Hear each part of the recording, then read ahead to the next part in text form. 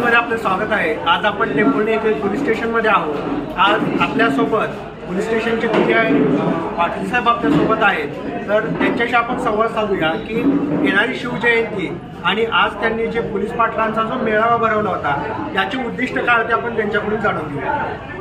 आज रोजी आम्ही टेंभुर्णी संपूर्ण पोलीस पाटील आणि शिवजयंती मंडळाचे अध्यक्ष याची मीटिंग आपण आयोजित केली होती। ही मीटिंग आयोजित करण्याचं मेन कारण उद्यापासून शिवजयंती चालू होत आहे, पुन्हा 26 तारखेला महाशिवरात्री आहे, पुन्हा आगामी कालावधीमध्ये दुर्योधन असेल, रंगपंचमी असेल, आंबेडकर जयंती आहे। हे सण उत्सव हे मोठ्या प्रमाणात संपूर्ण महाराष्ट्रामध्ये साजरे केले जाणार आहेत। त्या अनुषंगानं काय आपण लक्षात घेणं आवश्यक आहे हा विषय आजच्या मीटिंगमध्ये होता। त्याचबरोबर सर की आता येणारे जे काही सण आहे त्याच्यामध्ये लोकांनी कशा प्रकारे काळजी घ्यावी आणि त्याचबरोबर पोलीस प्रशासनाकडून कशा प्रकारचा बंदोबस्त करण्यात आला।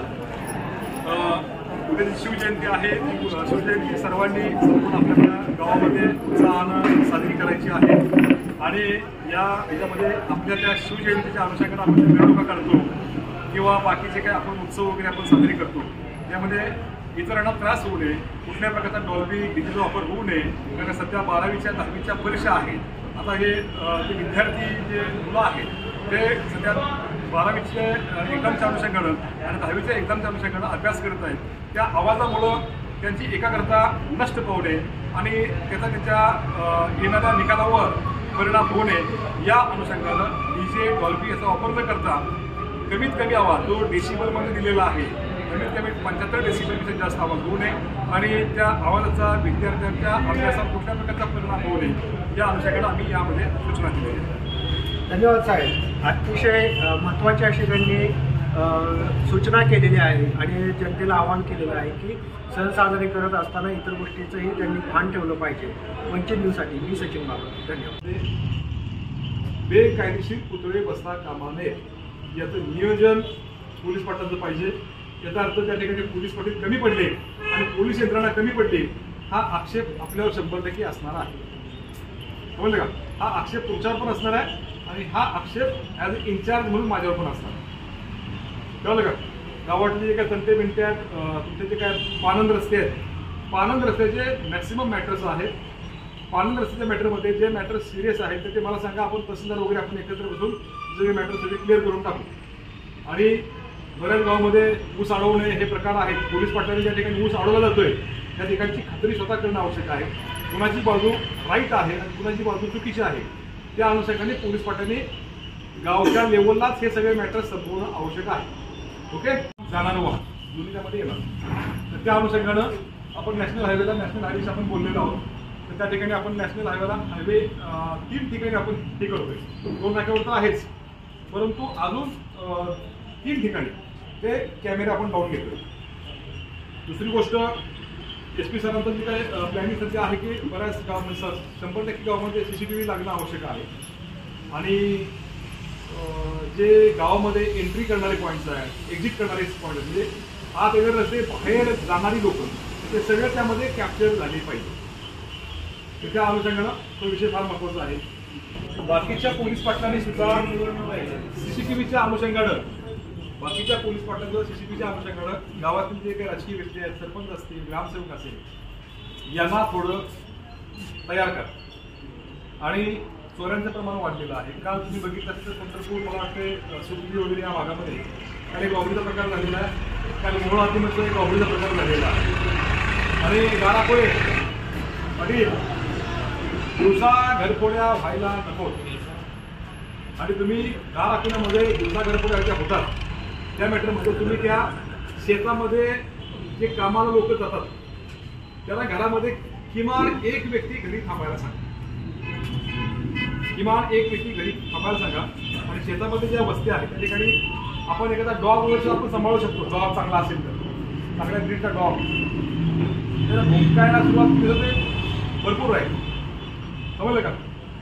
CCTV प्रत्येक जे वस्त्या आहेत बाहेर तुमच्या, जे आउटस्कर्टमध्ये गावाच्या बाहेर ज्या वस्त्या आहेत त्या प्रत्येक घराला CCTV लावून घ्यायला सांगा।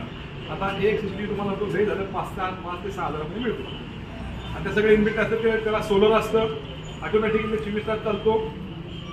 8,000 मध्ये सीसीटीव्ही येतो. 8,000 दोन कॅमेरे येतात चांगल्या क्वालिटीचे. दुसरीकडे सौर ऊर्जेवर चालतो तो. लाईट फक्त येऊन एकदा सेटअप केला की संपला विषय. त्याला काही त्याची गरज नाही. घरातून एकदा मोठी चोरी होण्यापेक्षा 4 लाख गेले, 5 लाख गेले, आपण जर ते सीसीटीव्ही लावून घेतले ते मोबाईलला कनेक्टेड असतं. मोबाईलला तर त्या मोबाईलमध्ये आपण जर 24 तास 48 तास डाटा आपल्याला सेव्ह करता येतो. तर तुम्ही हे लोकांना जे आउटस्कटला आहेत मित्र म्हणतो प्रत्येक घरामध्ये ते लावायला पाहिजे. प्रत्येक घरामध्ये चारी बाजूला एंट्री एक्झिट या नसल्या लावणं आवश्यक आहे. तर पोलीस पाटण त्यामध्ये पुढाकार घेणं आवश्यक आहे. आणि आपली तुमची जी काही बंद पडलेली सिस्टीम आहे सध्या तुमचं ते ग्राम सुरक्षा अलर्ट कुठं कुठं चालू आहे. उभं राहा. अलर्ट सिस्टीम कुठं कुठं चालू आहे. कन्नड गावाला फक्त एका ठिकाणी चालू आहे. सायरन सायरन सायरन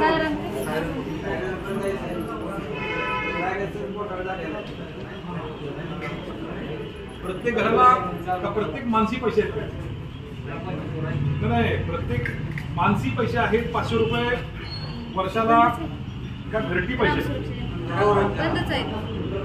एका घराला 50 रुपये. एका घराला 50 रुपये भरायला पाहिजेत ना. काय आहे सांगा मला.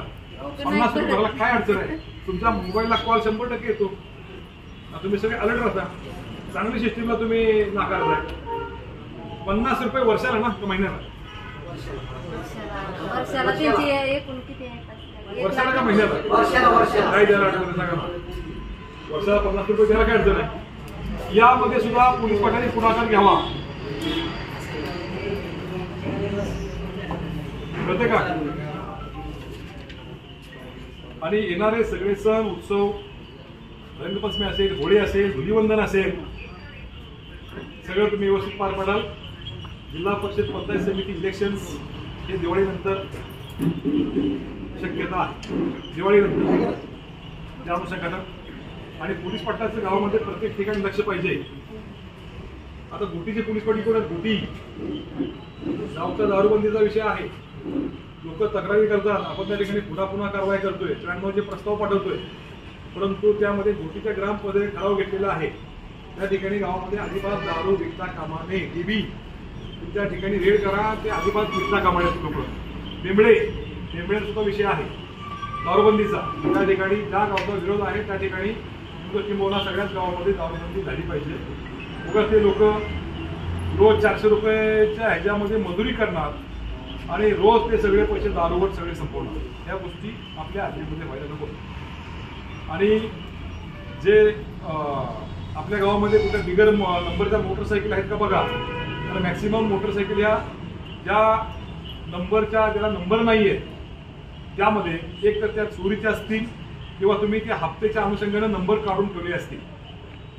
या अनुषंगानं पोलीस पाटलांनी गोपनीय माहिती करणं आवश्यक आहे की त्या मोटरसायकली चोरीच्या आहेत का हप्ते चुकवून त्या अनुषंगाने नंबर काढलेले आहेत. या दोन्हीपैकी एक काहीतरी गोष्ट असेल तर ते चोरीच्या मोटरसायकलचा मोडच कसा असतो. आपल्याकडच्या चोरलेल्या मोटरसायकली आपल्या जिल्ह्यामध्ये विकल्या जात नाही. ते मग पुणे जिल्ह्यामध्ये, बीड जिल्ह्यामध्ये, उस्मानाबाद जिल्ह्यामध्ये, सांगली जिल्ह्यामध्ये तिकडं चोरलेल्या मोटरसायकली आपल्याकडे आणून ते विकल्या जातात. किती रुपयाला. 5,000 आणि 10,000 रुपये. चांगल्या कंडिशनमध्ये गाडी. तुम्ही काय करता. चांगली गाडी आहे, टकाटक आहे, 10,000 मिळाली घेतली गाडी. चोरीची गाडी बघा. अशी कुठल्याही प्रकारची चोरीची गाडी घेतली जाऊ नये. या अनुषंगानं पोलीस पाटलांनी गावामध्ये प्रबोधन करणं आवश्यक आहे. समजलं का. आणि येणारा जे सण उत्सव आहे ते सगळं चांगल्या प्रकारे पार पडणं आवश्यक आहे. तुम्हाला काय सूचना असतील बोला. माझं बोलून